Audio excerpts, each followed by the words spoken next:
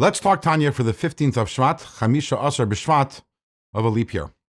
So in yesterday's Tanya, we explained that although God created everything using words, using his speech, and on the human level, when we speak, the words that we utter, they separate from us.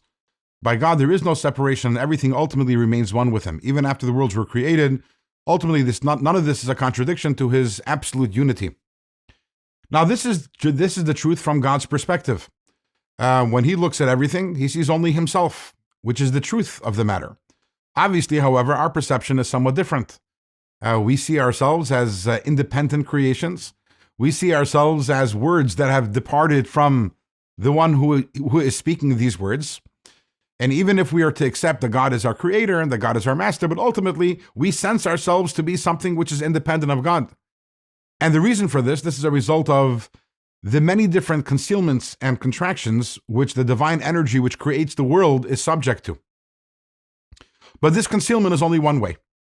Again, this is our perception, but obviously the concealment doesn't apply to God in any which way. The example the Alter Rebbe will give in tomorrow's Tanya, he says like a turtle, that a turtle has a shell. So it seems like the turtle is covered, but from the turtle's perspective, the shell is part of itself also. So all the concealments and all the hiddenness, these are all just simply part of God himself, and to him, nothing is concealing the truth.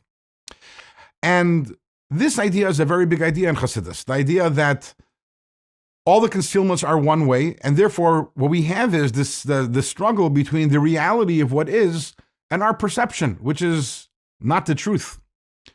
And as a result of that, whenever we look around at things and we think, oh my gosh, this is terrible, or this is horrible, and I need to change this, and the truth is nothing needs to be changed. What we need to do is reveal the inherent truth of everything, because the truth of everything is that that everything is simply an extension of God and his creative powers. The problem is the concealment, which doesn't allow us to see it. We need to reveal that truth, and once we reveal that truth, everything is fine. So this causes a shift in the way we view everything, the way we view things and events and phenomenon. Everything that we see changes when we realize that, yes, to us, it might seem as something which is separate and distinct from God, but that is not the truth.